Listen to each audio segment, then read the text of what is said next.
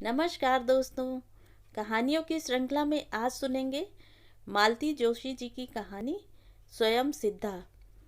लेकिन उससे पहले मेरा आपसे विनम्र अनुरोध है कि अगर आपको मेरी कहानियाँ अच्छी लगती हैं तो मेरे चैनल को सब्सक्राइब ज़रूर करें, लाइक करें, शेयर करें और बेल आइकन दबाना बिल्कुल भी ना भूलें। आज सुनिए स्वयं सिद्धा। जानबूझकर ही माधवी ने उस मनहूस तराई स्थित इलाके का दौरा किया था। मन की कितनी अशांत तरंगों को आज वह स्वयं उस कछार पर पटकने को व्याकुल हो उठी थी। नहीं तो भला भरी गर्मी में हल्द्वानी का दौरा कोई उस जैसी वरिष्ठ अफसर कर सकती थी। जाना ही होता तो नैनीताल चली जाती, या रानीखेत, या अल्मोड़ा। पूरा उत्तराखंड ही तो अब उसकी मुट्ठी में बंद था। पद के गौरव ने इधर उसके अहंकारी स्वभाव को और भी अहंकारी बना दिया था। कहीं पढ़ा कि भारत के भूतपूर्व वायसराय माउंटबेटन जब भी भारत आते हैं उस कमरे में एकांत के कुछ क्षण अवश्य बिताते हैं जहां उनकी एडविना से प्रथम प्रणय स्मृति थी। क्या आज उसे यहाँ नहीं खींच लाई थी? किंतु चाहने पर भी क्या वह आज उस कमरे की देहरी लांघ पा रही थी? मेम साहब, चाय ले आऊं? इंस्पेक्शन हाउस के उत्साही चपरासी ने पर्दा उठाकर झांका और वह चौंक पड़ी। एक क्षण को चेहरे पर उतर आई मधुर स्मृतियों की रेखाएं विलुप्त हो गईं। एक बार वह फिर रूखी कर्मठ रोबदार अफसर बन गई। हाँ हाँ, जल्दी ले आओ, हमें बाहर जाना है। चपरासी के जाते ही उसने हाथ मुंह धोया और दर्पण के सम्मुख खड़ी हो गई। बड़ी ममता से उसने अपने क्लांत औसन्न चेहरे को देखा। इधर ही इधर कितनी नई रेखाओं का जाल चेहरे पर फैल गया था। चश्मा उसने नीचे रख दिया, पूरे चेहरे पर पफ फेरा, बाल खोलकर कंघी की, जूड़ा बनाया और एक बार फिर अपने संवरे प्रतिबिंब को देखा। चाय आ गई सरकार। मनहूस गंवार चपरासी ने उसे एक बार फिर चौंका दिया। अपना चपरासी होता तो बिना पूछे कमरे के अंदर ऐसे चले आने के लिए वह उसकी खाल खींच लेती। रख दो और हमारे ड्राइवर से कह दो गाड़ी निकाल ले। एक प्याली चाय ने उसे चैतन्य किया और वह बटुए से उसी मुड़ी तुड़ी चिट्ठी को निकालकर फिर पढ़ने लगी जिसे पिछले 4 दिनों में वह न जाने कितनी बार पढ़ चुकी थी। 20 वर्षों में उसके पिता का यह पहला पत्र था। माधवी, तुमसे कुछ कहने का अब अधिकार नहीं रहा, फिर भी कर्तव्यवश आज तुम्हें लिखना जरूरी हो गया। मैंने तुम्हारा कन्यादान किया था। तुम्हारे उस श्लोक की आवृत्ति का साक्षी मैं भी हूँ। आरते आरता भविष्यामि सुखदु खानु गामिनी। आज कौस्तुभ मृत्युशैया पर है। इसी से तुम्हारे कर्तव्य से तुम्हें अवगत कराना अपना भी कर्तव्य समझता हूँ। शिवदत्त। नीचे पुनश्च लिखकर उसके पिता ने कौस्तुभ के मकान का पता, टेलीफोन नंबर सब कुछ लिख दिया था। अभिमान से माधवी की आंखें छलछला आईं। न आशीर्वाद, न क्षेम कुशल, न तुम्हारा पिता, केवल शिवदत्त। किंतु यही उनसे अपेक्षित था। अपनी जिद, स्वाभिमान उसने पिता से ही विरासत में पाया था। जब उन्होंने आधी रात को अंधकार में द्वार पर खड़ी पुत्री को बाहर ठेलकर कहा था, निकल जा बाहर, आज से न तू मेरी पुत्री न मैं तेरा पिता, तो जिस जननी को उसने देखा भी नहीं था उसके लिए वह वहीं पर बैठकर थोड़ी देर तक सिसकती रही थी। आज उसकी माँ जीवित होती तो क्या उसे ऐसे बाहर ठेलकर द्वार बंद कर देती? किंतु अपने दुर्वासा से क्रोधी पिता को वह जानती थी। वह द्वार अब सचमुच ही उसके लिए बंद रहेगा, वह जान गई थी। आज तक उसने जीवन में कभी किसी से हार नहीं मानी थी। ठीक है, वह भी पिता को एक दिन दिखा देगी कि वह स्वयं भी अपने पैरों पर खड़ी हो सकती है। इसके बाद वह कब और कैसे मौसी के पास नैनीताल पहुंची, सब कुछ उसे कल की घटी घटना की भांति कंठस्थ था। वहां भी उसे पितृगृह का सा ही तिरस्कार मिला था। उसकी स्नेहशीला सौम्य मौसी का चेहरा उसे देखते ही कठोर हो गया। छी छी मधुली, तूने तो हम सबकी नाक ही कटा दी। ऐसा तो आज तक कभी नहीं सुना। पूरे शहर में तेरी ही चर्चा है। जहाँ जाती हूँ सब मुझसे ही पूछने लगते हैं, सुना है तुम्हारी बहन की लड़की शादी के दूसरे ही दिन पति से लड़ झगड़ कर मायके भाग गई, और फिर ऐसा कार्तिकेय सा वर, स्वभाव का गऊ, सब कुछ देख सुनकर ही तो हम सब ने तेरे लिए उसे छांटा था। क्या किसी दूसरे छोकरे से प्रेम वेम कर बैठी थी? माधवी बिना कुछ कहे ही वहां से चुपचाप निकल गई थी। फिर उसकी निरुद्देश यात्रा का एक लंबा इतिहास था। मद्रास में उसकी एक सहपाठनी थी, रेचल एंड्रूज। अंत में वहीं जाकर उसे शांति मिली थी। न वहां उसे ससुराल से भाग आने की कैफियत देनी पड़ी थी, न किसी ने अनावश्यक प्रश्न ही पूछे। रेचल के परिवार ने उसे स्वाभाविक सहज सौजन्य से अपना लिया। रेचल एमए कर रही थी। उसके पिता ने माधवी को एक बार फिर उसकी सहपाठनी बना दिया। उसकी प्रखर बुद्धि फिर उसे उत्तरोत्तर प्रगति के पथ पर खींचती चली गई। उन्हीं की मंत्रणा से वह कंपटीशन में बैठी और एक दिन उसके स्वयं सिद्धा बनने का स्वप्न सचमुच साकार हो गया। अब वह स्वयं अपने पैरों पर खड़ी थी। अतीत की स्मृति अब गहन निद्रा में देखे गए किसी धूर्त स्वप्न की ही भांति अस्पष्ट हो चली थी। तब ही नौकरी उसे एक बार फिर अपनी जन्मभूमि की ओर खींच लाई। पिता को उसने प्रवास से ही 2-3 पत्र लिखे। मौसी को भी कई चिट्ठियां लिखी, किंतु किसी ने भी उत्तर नहीं दिया। फिर भी उसे इधर उधर से छुटपुट समाचार मिलते रहते थे। पिता ने अवकाश ग्रहण कर बहुत बड़ी कोठी बनवा ली थी। पक्षाघात ने उन्हें लगभग पंगु बना दिया था। पति ने दूसरा विवाह कर लिया था। मौसी की एक दुर्घटना में मृत्यु हो चुकी थी, आदि आदि। धीरे धीरे वह अपने एकाकी निर्लिप्त जीवन की अभ्यस्त हो चुकी थी।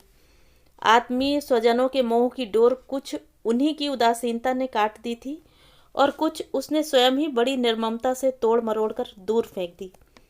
उसकी बहुत ऊंची नौकरी थी, अर्दली थे, आया थी, सजा संवरा बंगला था, कार, फ्रिज, स्टीरियो, सब कुछ उसके करतल पर था, किंतु नहीं थी तो शांति। कैसा व्यर्थ जीवन बन गया था उसका। न कहीं उठना, न बैठना, न लड़ना, न झगड़ना। मित्रों की संख्या कम नहीं थी, किंतु कभी कभी उनका स्वार्थ उसके दुखी चित्त को और दुखी बना जाता। केवल उपहारों के माध्यम से ही वह अब तक उनका स्नेह पाती रही है, यह वह खूब समझती थी। एक आध स्नेही परिवार उसे कभी कभार छुट्टी के दिन खाने पर भी बुला लेते, किंतु खाना खाते ही उसे स्वयं लगने लगता जैसे उसकी उपस्थिति में गृह के सभी सदस्य स्वाभाविक नहीं हो पा रहे हैं। लौटती तो फिर कमरे का अवांछनीय एकांत। उस एकांत में कभी उसके अभिशप्त अतीत की स्मृति उसे गहरे पश्चाताप में डुबा देती। क्या उसने स्वयं ही अपने पैरों पर कुल्हाड़ी नहीं मार ली थी? यह भी कैसा विचित्र संयोग था कि आज ठीक उसके विवाह की तिथि के दिन ही उसे पिता का मनहूस पत्र मिला था। इतने वर्षों का अंतराल भी उसके स्मृति पटल से उस तिथि को पोंछ नहीं पाया था। मौसी ने पहले कितना हल्ला मचाया था, नहीं, आषाढ़ में माधवी का विवाह नहीं होगा, आषाढ़ का विवाह सुखी नहीं होता, आषाढ़े दुखिता नारी। किंतु उधर वर को यही महीना ठीक पड़ता था। पिता के तय किए रिश्ते पर स्वयं माधवी को कोई आपत्ति हो भी नहीं सकती थी। कौस्तुभ को वह अपनी मौसेरी बहन की शादी में देख चुकी थी। ऊंची काठी के उस सुदर्शन तरुण पर उस दिन अकेली वही नहीं रीझी थी, किंतु विजय उसी की हुई थी।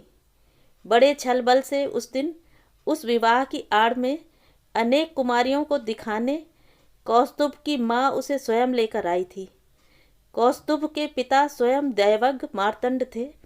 अनेक कुंडलियों में उसने माधवी की कुंडली जैसे दांत से पकड़कर उठा ली थी। वाह वाह जोशी जी, आपकी पुत्री की ग्रह स्थिति देखकर चित्त प्रसन्न हो गया। गुरु, शुक्र, बुध, चंद्रमा चारों ही लग्न में हैं। जीवन में विलक्षण उन्नति करेगी। सुख, ऐश्वर्य, पूर्ण वाहन सुख, उस पर बुध और चंद्र दोनों बलकारक। अपूर्व सुंदरी होगी यह कन्या। उस कुंडली की स्वामिनी मेरी पुत्र वधू बने, यह मेरा अहोभाग्य। किंतु कहाँ चूक गए थे दैवज्ञ मार्तंड। जीवन में उसने विलक्षण उन्नति भी की, ऐश्वर्य भी भोग ही रही है और उस घातक सौंदर्य की स्वामिनी भी रही है। जो कभी उसकी नौकरी का सबसे बड़ा सिरदर्द बन गया था। किंतु उसके राजयोग के साथ साथ उसके राजभंग योग को उसके ससुर क्या नहीं देख पाए होंगे। विदा से पूर्व ही तो उसे वह पत्र मिल चुका था जिसने उसके राजयोग की धज्जियां उड़ा दी थीं।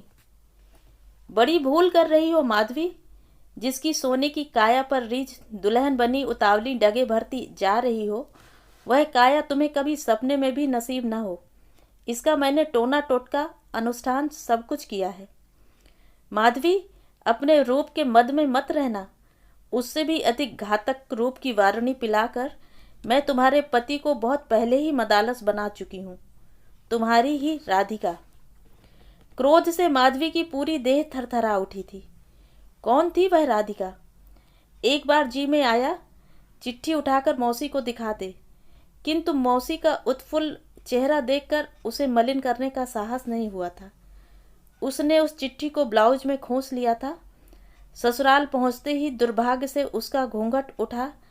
पहले पहल उसका चेहरा देखने वाली वही राधिका थी। कहो जी, मेरी चिट्ठी मिली थी ना?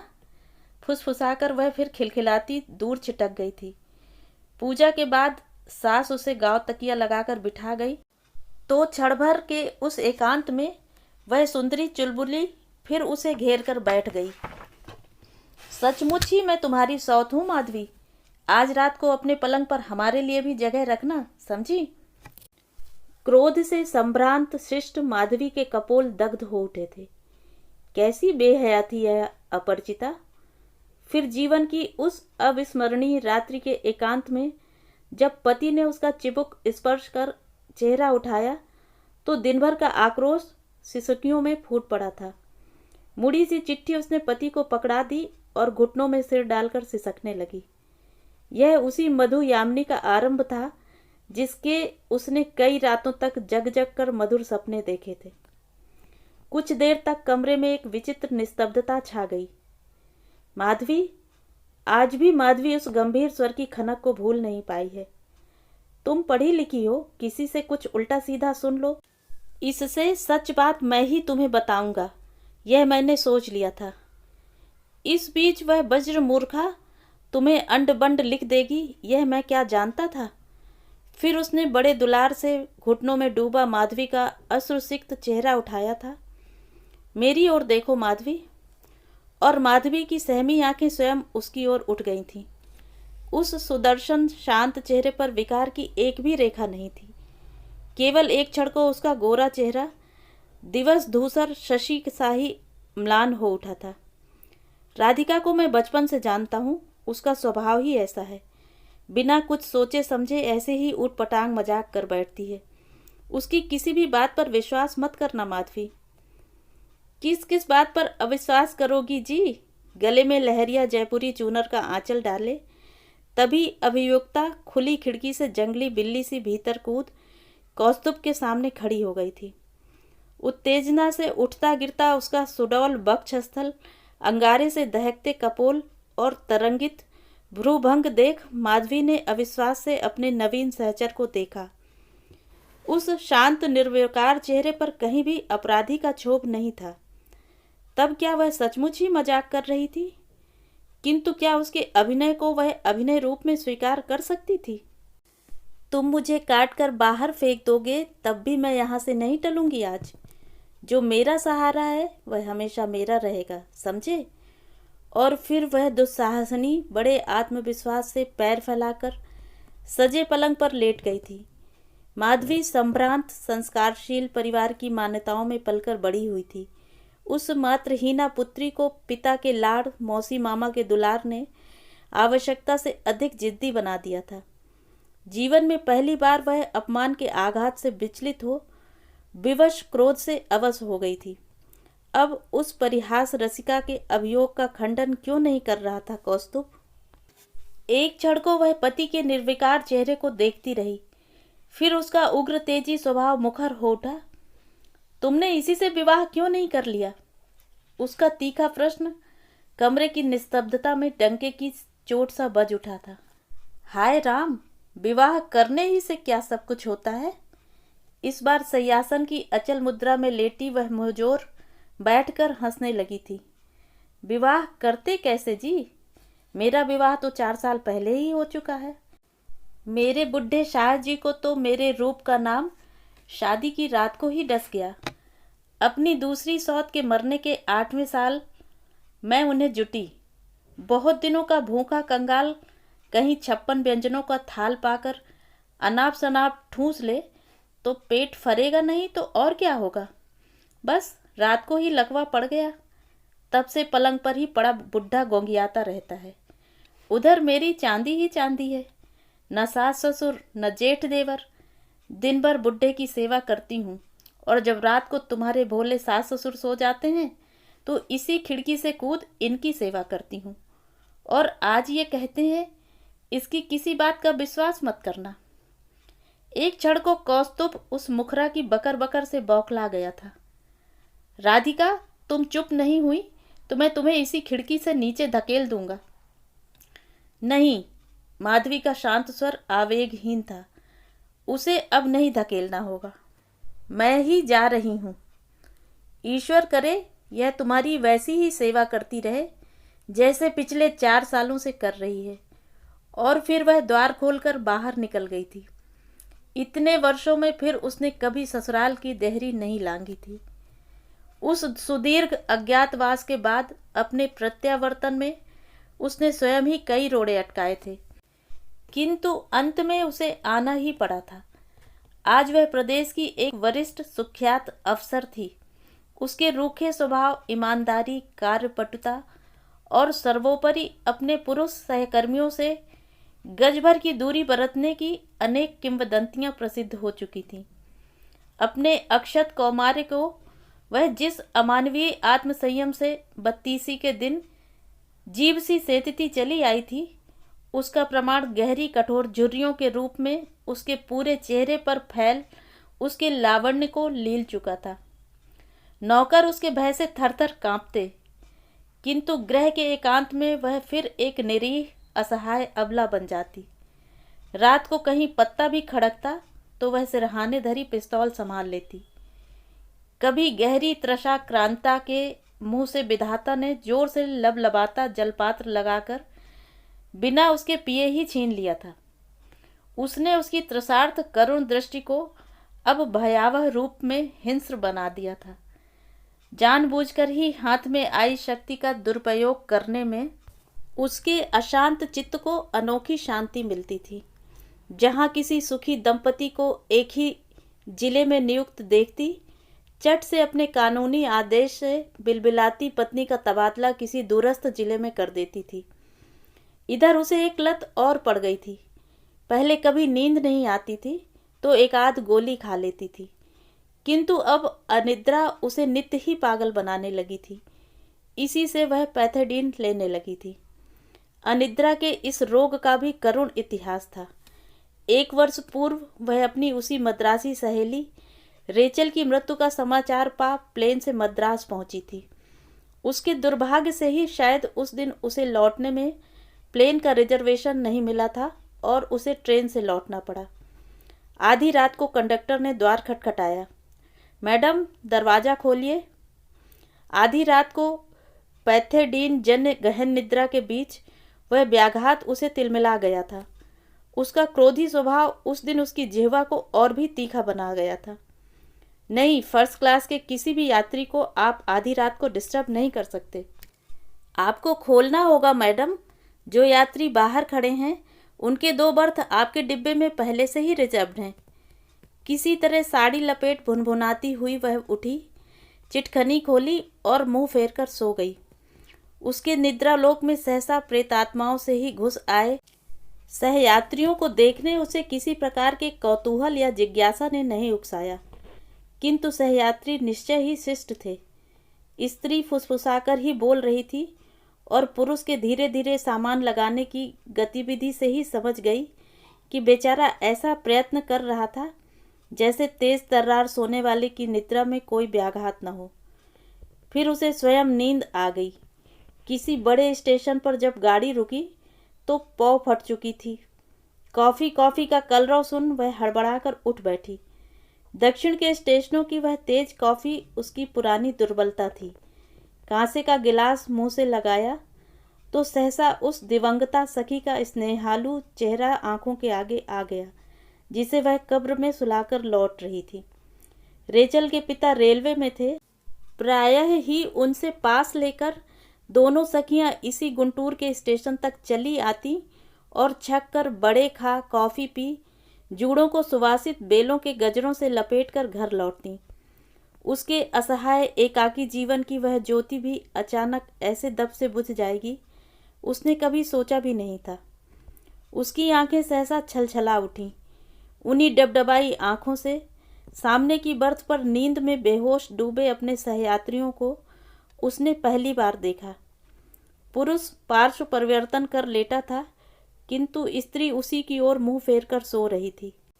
उसके मेद बहुल शरीर की भीमकटी की परिधि जैसे चौड़ी बर्थ में भी नहीं अट रही थी।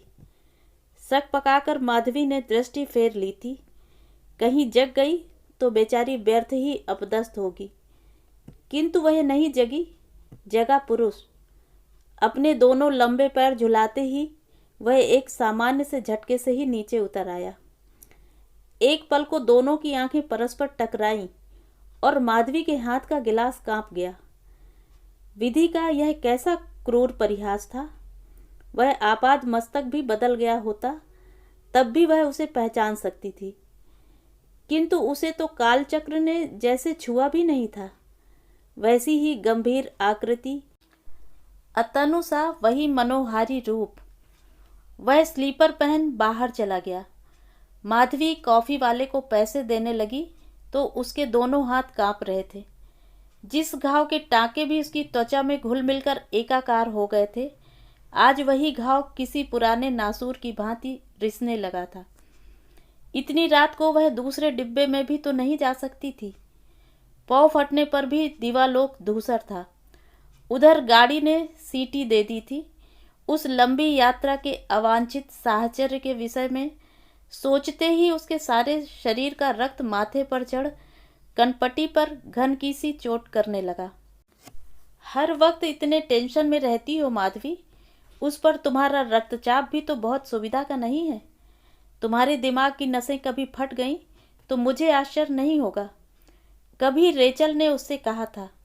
ठीक ही कहा था उसने। सामने हिडिंबा सी पसरी सौत की उपस्थिति ही फिर उसकी फड़कती रगों को शांत कर गई थी। निश्चय ही वह उसकी सौत थी। कौस्तुभ की माँ या बहन तो हो नहीं सकती थी, क्योंकि सास के गोरे उजले चेहरे और ननंद की सौम्याकृति को वह एक ही दिन देखने पर भी अब भी पहचान सकती थी। तब वह कहाँ गई जिसने उसके सौभाग्य का मधुपात्र छीन उसके हाथ में भिक्षा का खप्पर थमा दिया था।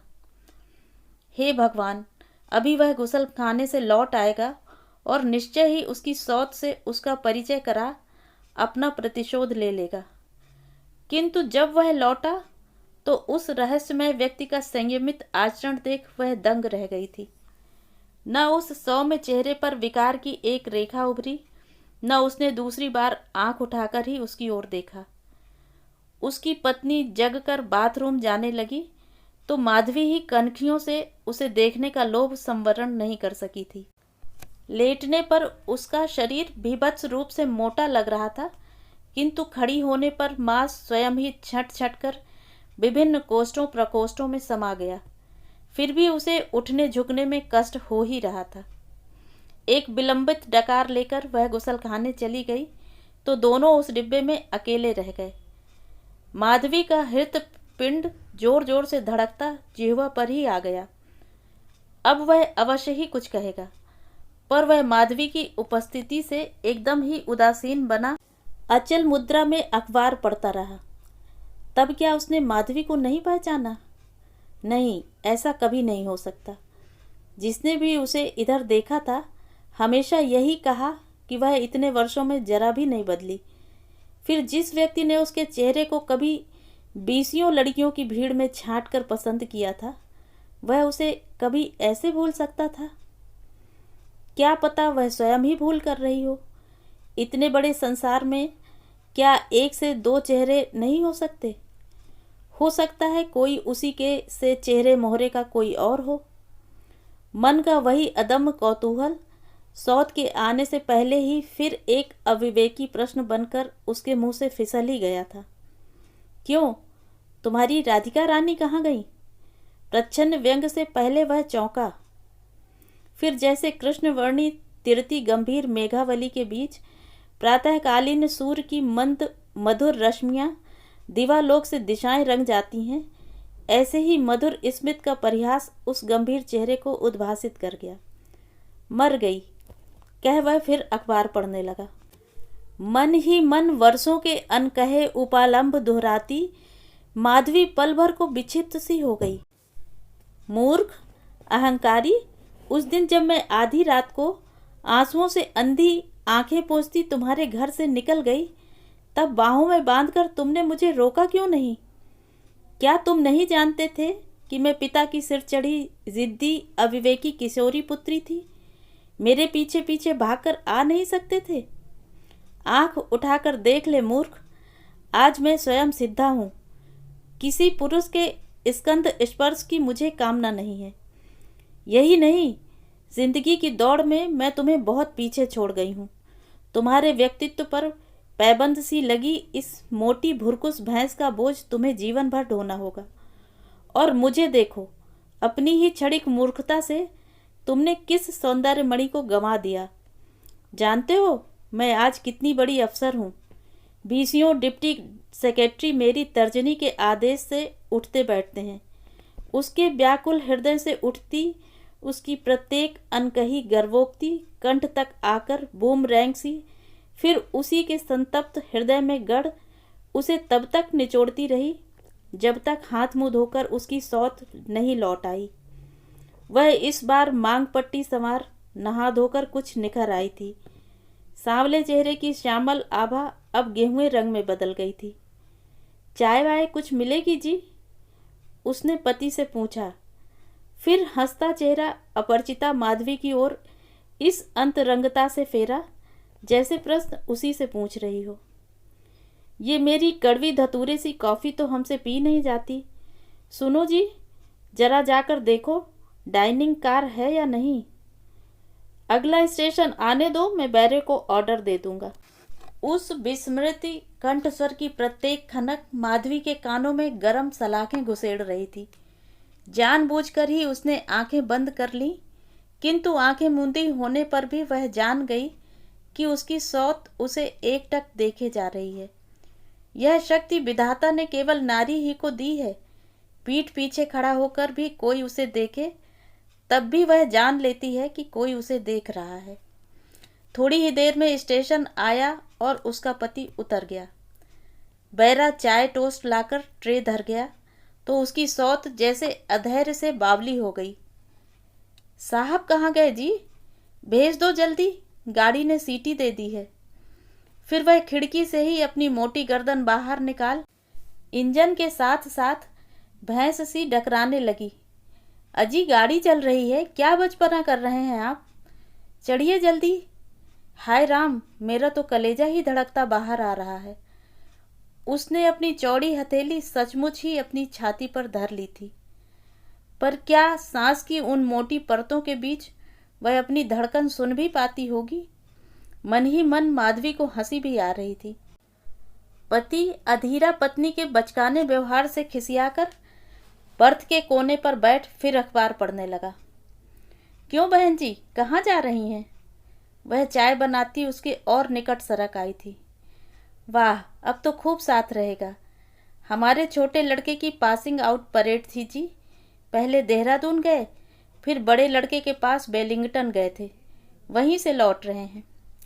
लीजिए ना, आप भी एक प्याला चाय। पति के साथ साथ उसने हंसकर उसकी ओर भी एक प्याला बढ़ाया। धन्यवाद, मैं चाय नहीं पीती। माधवी का स्वर शिष्ट होने पर भी रूखा था।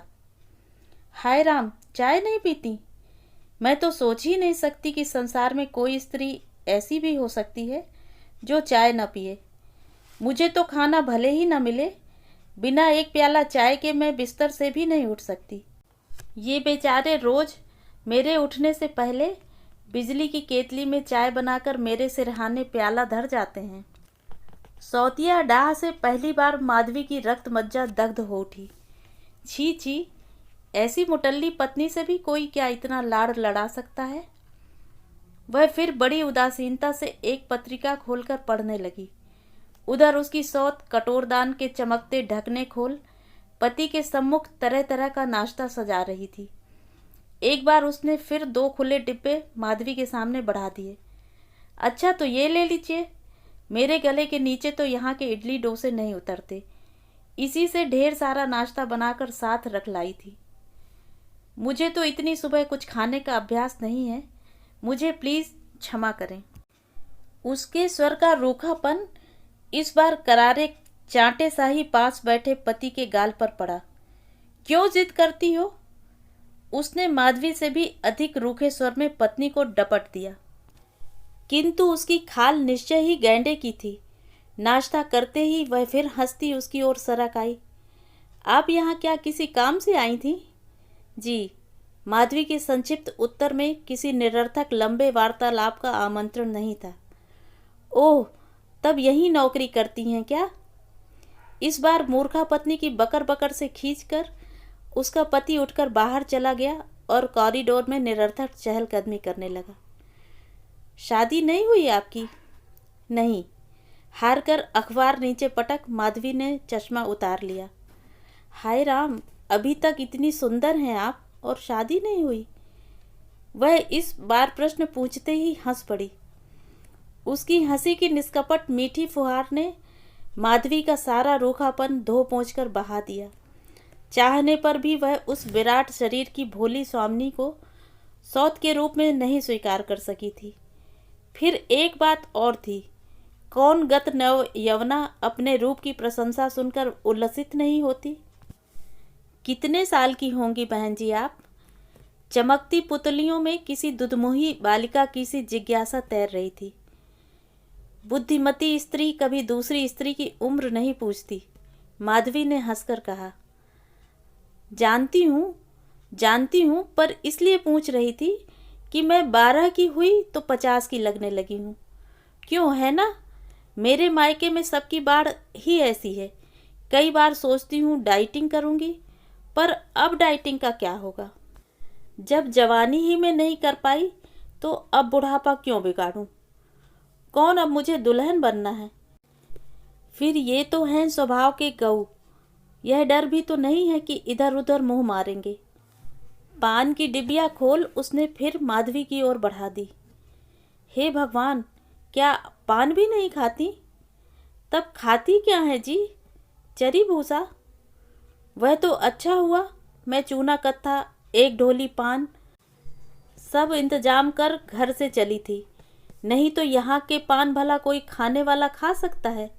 मरे चीनी पाक कर बीड़ा थमाते हैं। माधवी जितना ही उसे देख रही थी उतना ही उसका कलेजा ठंडा होता जा रहा था। देखने ही में नहीं, उसके उठने बैठने का तरीका भी उसके व्यक्तित्व सा ही थुलथुला था। उठती तो कभी साड़ी की भांजे ही सरसराकर धरा पर बिखर जाती, कभी लंबे आंचल से बुहारी सी लगाती, कटोरदान का ढक्कन छन्न से नीचे गिरा देती और कभी सुराही ढुलका देती। किंतु व्यक्तित्व कैसा ही ढीलम ढाल हो, उसका अलमस्त स्वभाव उसके सब दोषों को ढक देता था। जब रेल के फर्स्ट क्लास को ही इसने ऐसा कूड़ा घर बना दिया है तो राम जाने घर को कैसा रखती होगी। माधवी यही सब सोचती अपने परित्यक्त पति को अपने सजे संवरे ग्रह की छटा दिखाने को मन ही मन व्याकुल हो उठी थी। एक एक तिनका जीभ से उठाकर रख देती थी वह। मजाल है कि पलंग पोस का एक कोना तो उठ जाए। पर्दे हर हफ्ते बदले जाते थे और किचन ऐसा झकझक कि फर्श के दर्पण में कोई भी अपना मुंह देख ले। साड़ी पहनती तो चाहे पहनकर दिन भर मिट्टी में लोट पोट लगा ले, न एक भांज इधर न उधर। ड्राइंग रूम की सज्जा में तो उसने अपना आधा फंड ही फूंक दिया था। दिल्ली जाकर उसने उस महिला की दुकान से फर्नीचर खरीदा था जो केवल 5 स्टार होटलों के लिए फर्नीचर बनाती थी। एक एक कुर्सी का उसने कभी अपने वेतन का 1.5 गुना मूल्य चुकाया था। रेचल के एक मामा विदेश में राजदूत थे। उन्होंने उसे एक अद्वितीय झाड़ फानूस भेंट किया था। उस उपहार के पीछे उस विधुर राजदूत ने अपनी गहरी डिप्लोमेटिक चाल का भी उसे आभास दे दिया था, किंतु उपहार का पूरा मूल्य चुकाकर ही माधवी ने उसे स्वीकारा था। मेरे जीवन में पुरुषों के लिए कोई स्थान कभी नहीं हो सकता। मिस्टर डैनियल, आप इसका मूल्य लेंगे तभी मैं इसे लूंगी। बेचारे मिस्टर डैनियल अपना सा मुंह लेकर चले गए थे, किंतु झाड़ पानूस माधवी के ड्राइंग रूम की शोभा अब भी बढ़ा रहा था। टुनटुनाती कांच की सलाखों से मंद मंद विद्युत रश्मियों का इंद्रधनुषी जाल अब उसके गुदगुदे कालीन को रंगता, उसकी बहुमूल्य कुर्सियों की बाहों में पसर जाता, तो वह नरसिसस की मुग्ध दृष्टि से घंटों अपने वैभव का विस्तार निहारती रहती। कभी कभी वह अपने परिचित मित्रों को खाने पर बुलाती तो बेचारे कभी ऐसे ही भोजों पर दी गई उसकी रूखी हिदायतें स्मरण कर बच्चों को घर पर ही छोड़ आते। शुक्ला जी, यह पायदान मैंने त्रिवेंद्रन से मंगवाया, कैसा लगा? मेजबान के चतुर प्रश्न के बीच पैर पोंछने का प्रस्ताव बेचारा अतिथि स्वयं ही ग्रहण कर लेता था। मिसेस मित्रा, ये डिनर सेट कैसी लगी आपको? देखिए ना, वैसे तो सनमाइका पर मैट बिछाना मुझे एकदम नापसंद है, किंतु कभी कभी हमारी हिंदुस्तानी ग्रेवी दाग मेज पर छोड़ जाती है।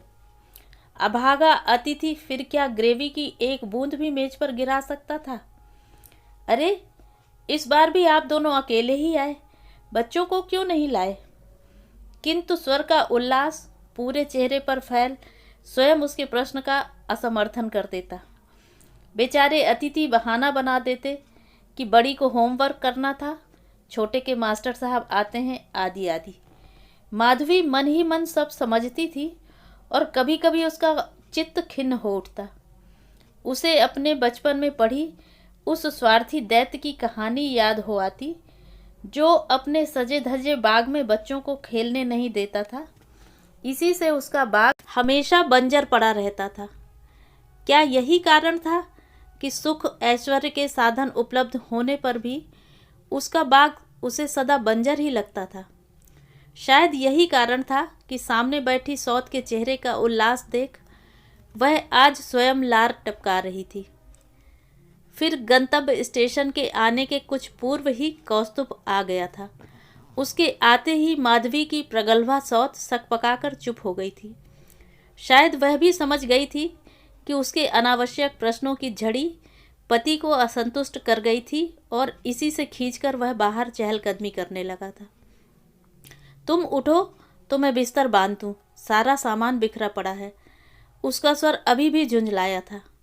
माधवी भी अपना बिस्तर लपेटने उठी और तभी वह विचित्र दुर्घटना घट गई जो सदा के लिए उसे अनिद्रा का उपहार दे गई थी। किस कुघड़ी में एक गाय न जाने कब धड़धड़ाती मेल के आगे सींग उठाकर खड़ी हो गई। उसी भिड़ंत में इंजन ने पूरी गाड़ी के अंजर पंजर हिलाए तो इससे पहले कि माधवी संभलती वह कौस्तुभ की ओर ढुलक पड़ी थी। यदि वह उसे न संभालता तो वह पछाड़ खाकर नीचे ही गिरती। यह सब पलक झपकते ही हो गया और उसी धक्के के साथ पूरी गाड़ी की बिजली चली गई। उस अरण्य के गहन अंधकार में परित्यक्त वर्षों से बिछड़े पति की बाहों के घेरे ने उसे कसकर बांधा था और उन अधरों का क्षणिक स्पर्श उसके अधरों को वास्तव में दग्ध कर गया था, या वह सब उसके अचानक धक्का खा गए विकृत मस्तिष्क का भ्रम मात्र था। यह वह अब तक नहीं समझ पाई। नहीं, यह सब कुछ नहीं हुआ था।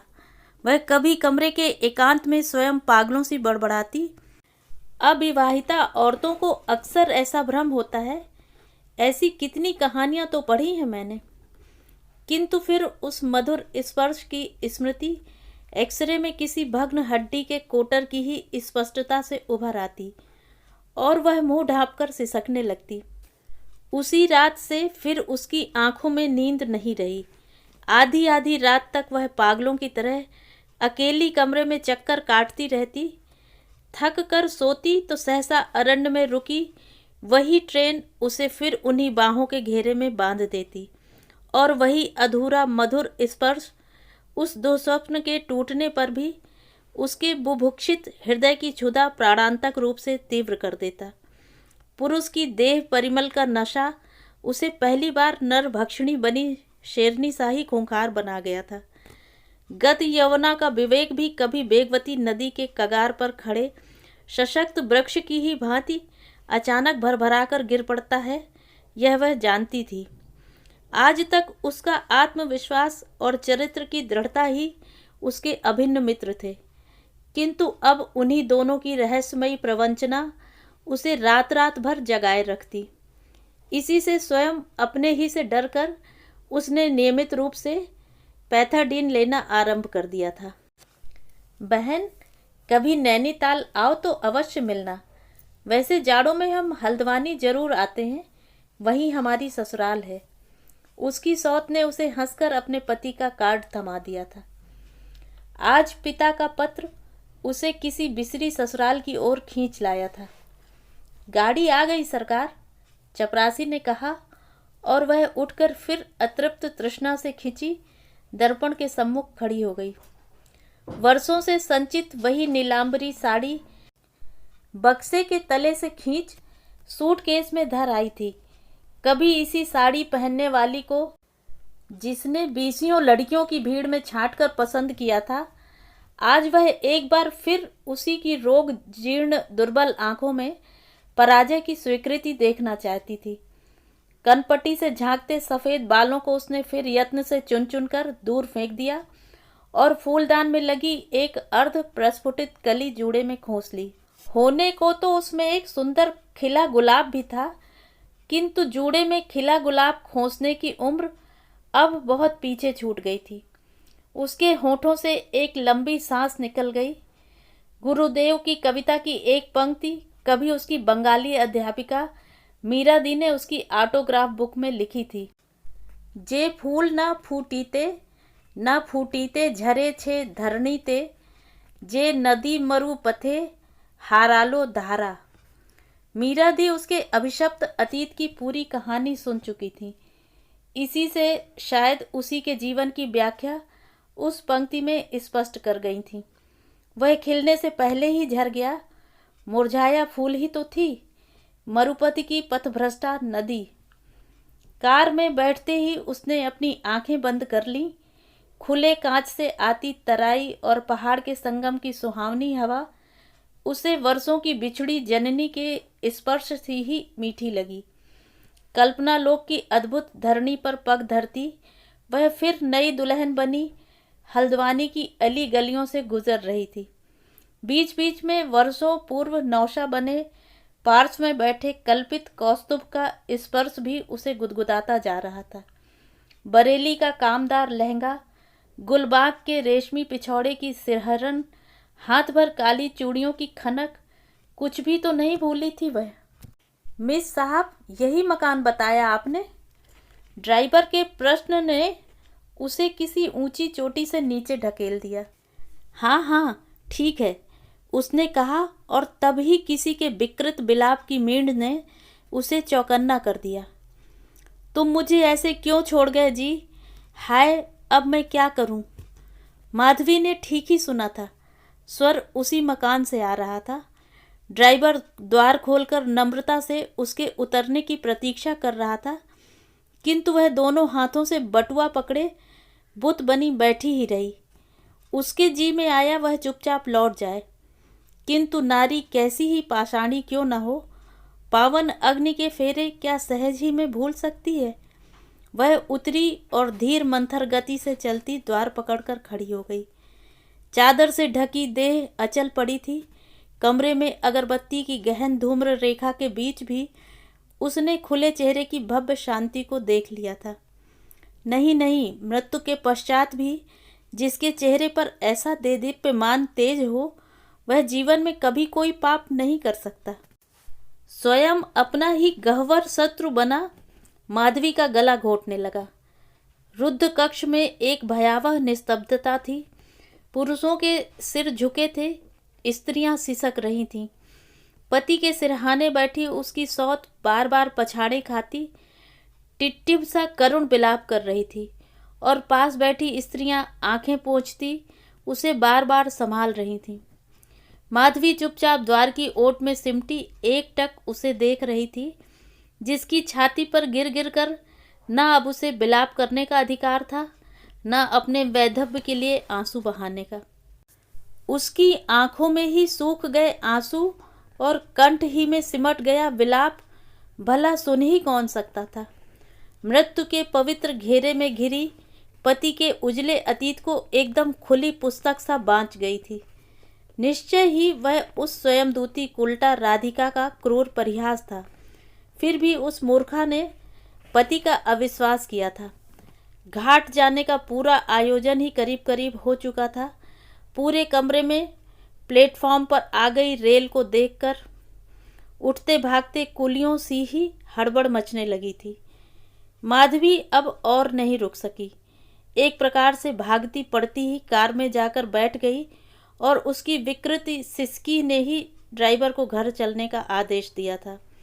डाक बंगले के उस कमरे में वह द्वार बंद कर जाने कब तक विक्षिप्त सी ही बैठी रही थी।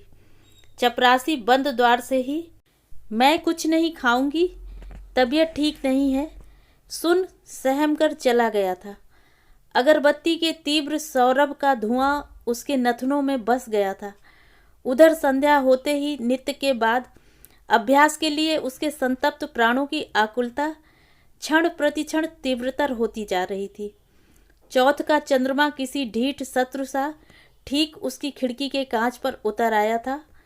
मौसी कहती थी, भूलकर भी चौथ का चंद्रमा कभी मत देखना मथुली, कलंक लगता है। इससे बड़ा कलंक और अब उसे लग ही क्या सकता था।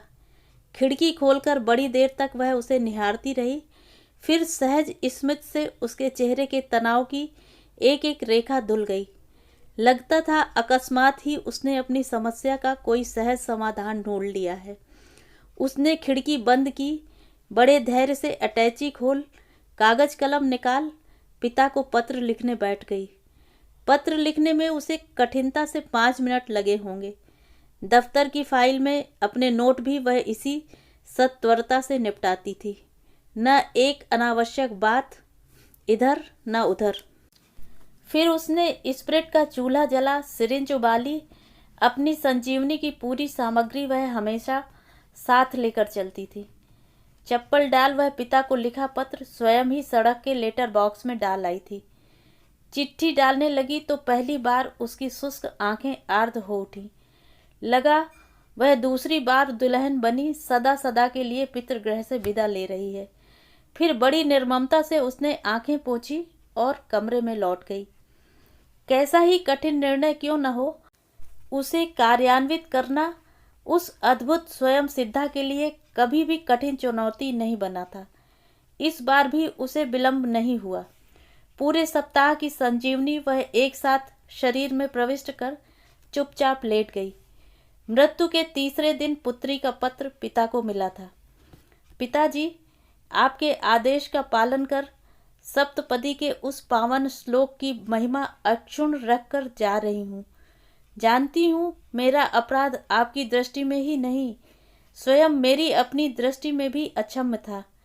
किंतु क्या मेरा यह पश्चाताप उस कलुष को स्वयं प्रक्षालित नहीं कर देगा?